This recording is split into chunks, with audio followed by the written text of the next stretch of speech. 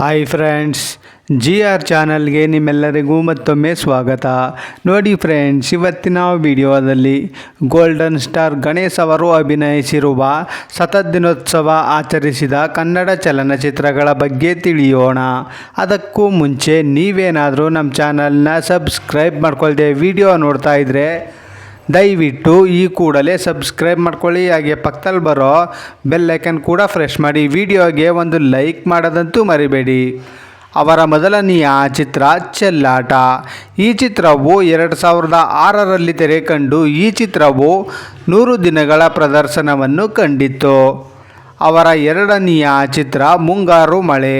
ಈ ಚಿತ್ರವು 2006ರಲ್ಲಿ ತೆರೆ ಕಂಡು ಈ ಚಿತ್ರವು 900 ದಿನಗಳ ಪ್ರದರ್ಶನವನ್ನು ಕಂಡಿತ್ತು. ಅವರ ಮೂರನೆಯ ಚಿತ್ರ ಹುಡುಗಾಟ.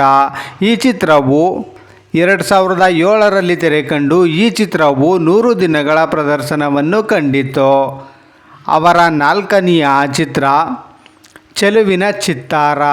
ಈ ಚಿತ್ರವು 2007ರಲ್ಲಿ ತೆರೆ ಕಂಡು ಈ ಚಿತ್ರವು 175 ದಿನಗಳ ಪ್ರದರ್ಶನವನ್ನು ಕಂಡಿತ್ತು.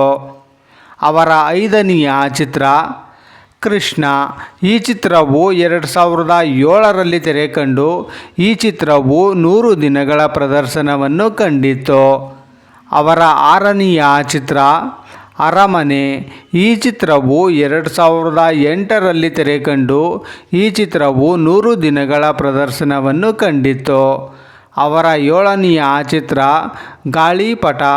ಈ ಚಿತ್ರವು 2008ರಲ್ಲಿ ತೆರೆ ಕಂಡು ಈ ಚಿತ್ರವು 100 ದಿನಗಳ ಪ್ರದರ್ಶನವನ್ನು ಕಂಡಿತ್ತು. ಅವರ ಎಂಟನೆಯ ಚಿತ್ರ ಮಳೆಯಲಿ ಜೊತೆಯಲಿ. ಈ ಚಿತ್ರವು 2009ರಲ್ಲಿ ತೆರೆ ಕಂಡು ಈ ಚಿತ್ರವು 100 ದಿನಗಳ ಪ್ರದರ್ಶನವನ್ನು ಕಂಡಿತ್ತು. ಅವರ ಒಂಬತ್ತನೆಯ ಚಿತ್ರ ಶ್ರಾವಣಿ ಸುಬ್ರಹ್ಮಣ್ಯ. ಈ ಚಿತ್ರವು 2013ರಲ್ಲಿ ತೆರೆ ಕಂಡು 100 ದಿನಗಳ ಪ್ರದರ್ಶನವನ್ನು ಕಂಡಿತು. ಅವರ ಹತ್ತನೆಯ ಚಿತ್ರ ಜೂಮ್. ಈ ಚಿತ್ರವು 2016ರಲ್ಲಿ ತೆರೆ ಕಂಡು ಈ ಚಿತ್ರವು 100 ದಿನಗಳ ಪ್ರದರ್ಶನವನ್ನು ಕಂಡಿತು. ಅವರ 11ನೆಯ ಚಿತ್ರ ಚಮಕ್. ಈ ಚಿತ್ರವು 2017ರಲ್ಲಿ ತೆರೆ ಕಂಡು ಈ ಚಿತ್ರವು 100 ದಿನಗಳ ಪ್ರದರ್ಶನವನ್ನು ಕಂಡಿತು. ಅವರ 12ನೆಯ ಚಿತ್ರ ಕೃಷ್ಣಂ ಪ್ರಣಯ ಸಖಿ.